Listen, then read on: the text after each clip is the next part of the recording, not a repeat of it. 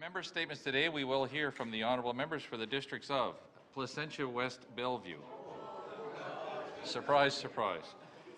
Terra Nova, Ferryland, Bonavista, and Mount Pearl-Southlands. The Honourable, the member for Placentia West-Bellevue.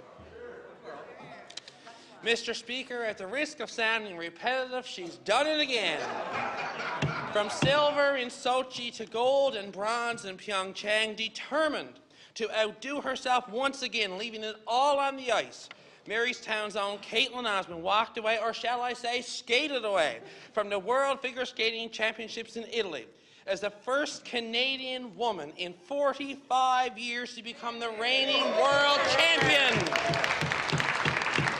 Mr. Speaker, we are proud of her medals, of her tenacious perseverance, of her family's deep abiding support, of her rise as a young girl in Marystown to now a world champion.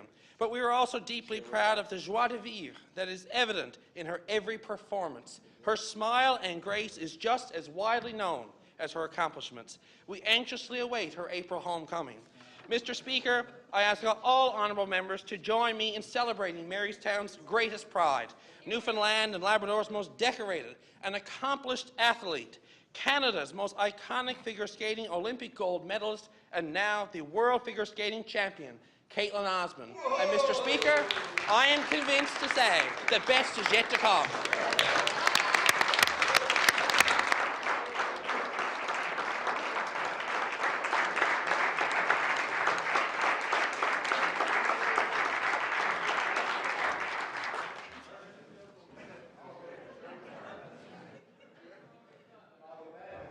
The honourable member for Terra Nova has to top that.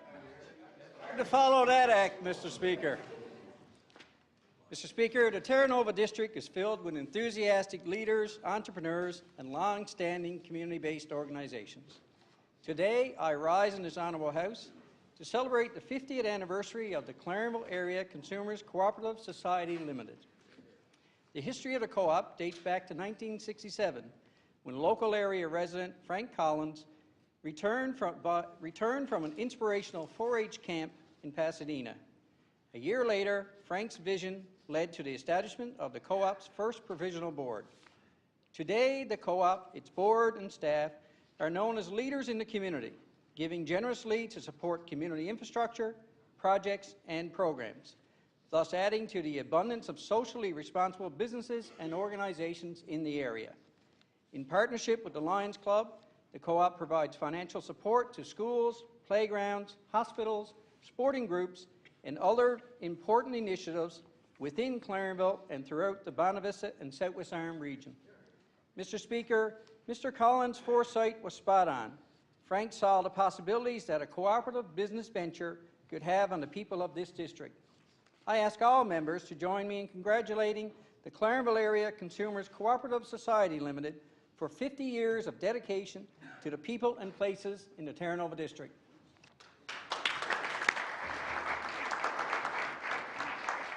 The Honourable, the member for Ferryland. Thank you, Mr. Speaker.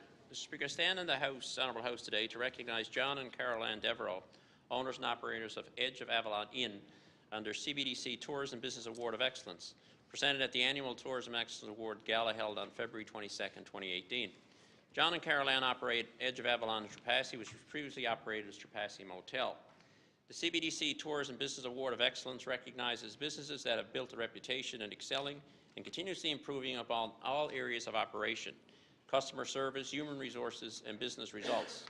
Not only does the business excel in its operations, but they are committed to and playing an important role in improving the tourism of the Southern Shore, Newfoundland and Labrador.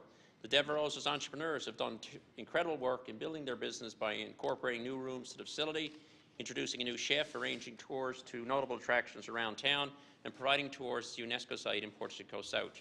Mr. Speaker, I ask all members in this House to join me in congratulating the Edge of Avalon Inn on CBDC Tourism Business Award in Excellence and making a significant contribution to the tourism and business industry on the Southern Avalon. Thank you, Mr. Speaker.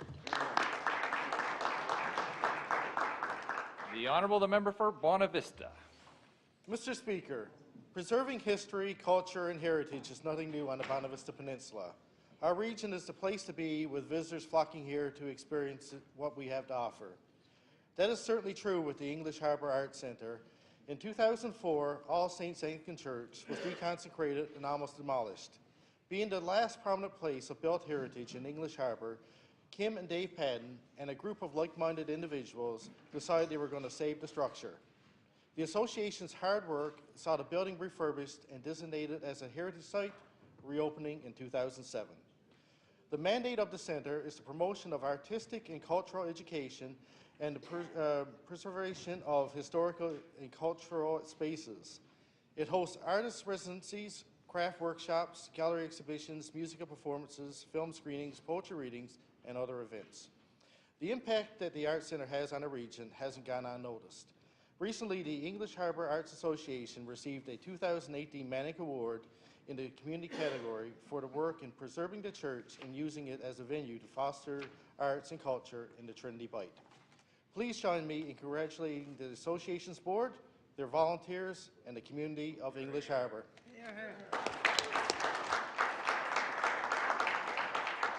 The Honourable the Member for Mount Pearl-Southlands.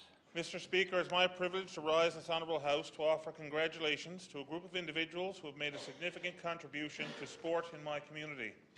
Once again, this year's Mount Pearl Athletic Awards was a tremendous success, which highlighted the achievements and emphasised the important role that sport has played and continues to play in the development of youth and adults alike within our great city. There were a number of very worthy nominees again this year, nominated in 5 categories.